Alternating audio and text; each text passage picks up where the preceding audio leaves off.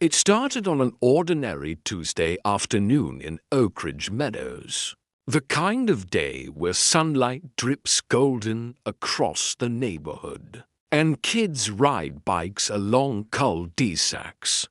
But the peace didn't last. When I pulled into my driveway, my stomach dropped. Sarah, my wife, was backed against the chicken coop.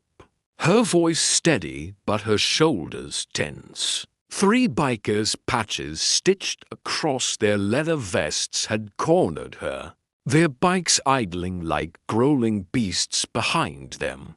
One leaned close, grinning with yellow teeth, the kind of grin that says, "We own this moment."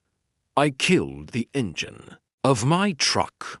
The crunch of gravel under my boots was enough to turn their heads. Years of training came rushing back: combat gear, discipline, the voice that made rookies freeze in their tracks. "You've got 30 seconds, I said evenly, "to explain why you're on my land." The leader smirked, puffing up his chest. "HOA business. President Loretta doesn't like people ignoring notices. Consider this. Encouragement." Encouragement. That was his word. Loretta, our HOA's self-appointed queen, had fined us for chickens she couldn't regulate, complained about firewood she had no jurisdiction over, even threatened us over the color of our shutters. Now she'd sent muscle to intimidate my wife. I looked him dead in the eye. 3 minutes. Leave now, or regret it. He mistook my calm for weakness. They always do. The leader reached for Sarah, and that was his last mistake. In one smooth motion, I caught his wrist, twisted hard, and slammed him into the gravel. Dust flew as he howled in pain. The second biker lunged with a wild punch, sloppy and untrained. I ducked under, hooked his arm, and hurled him into the chicken coop. Feathers exploded like confetti, hens clucking their outrage as Sarah actually smirked. The last one hesitated, revving his engine as though noise could replace courage. I stepped right up, grabbed the handlebars, and yanked. The bike toppled sideways, pinning his leg. His scream pierced the air. I crouched low, voice calm. "As ever, tell your boss if she wants to send a message, she can use a letter. If she ever threatens my wife again, she won't get her men back in one piece." By now, the other 2 were scrambling, clutching bruises and begging me to stop. "We didn't sign up for this," one stammered.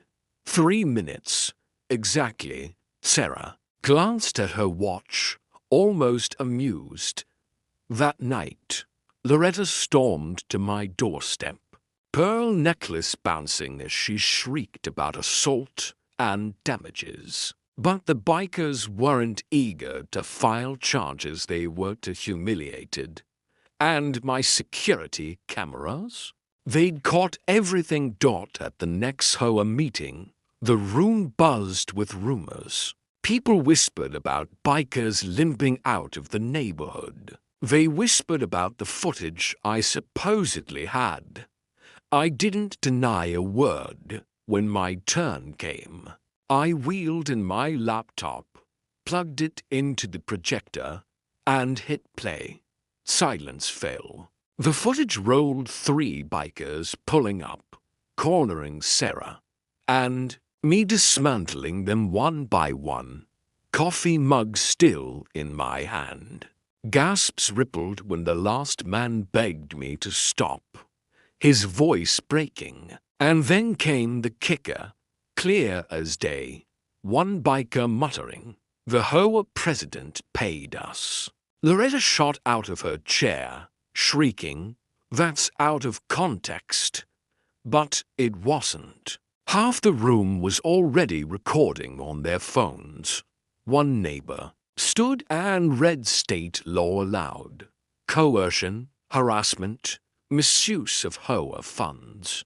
Loretta had turned our HOA into her personal mafia, and everyone now knew it.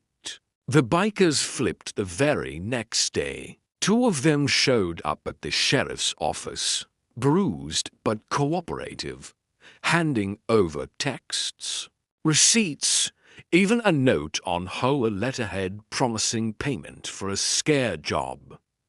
By week's end, Loretta was served conspiracy, harassment, misuse of funds. Deputies walked her out of her home as she wailed about neighborhood safety. Neighbors clapped as the patrol cars rolled by. Sarah and I stood on our porch, me sipping coffee, her leaning against the railing with the same calm. She had the moment the bikers arrived. The HOA voted her out unanimously that night. Reforms came: fast financial transparency, oversight, and the ban on any enforcement that wasn't legally sanctioned. And the bikers, a month later, they showed up again, this time in work shirts, offering to help repair fences and clean yards as part of restitution. Polite, quiet, respectful. I smiled, coffee mug in hand. As long as you don't mess with my wife again, we'll get along just fine. Loretta thought she was running an army. She forgot some of us fight back harder than she could ever imagine.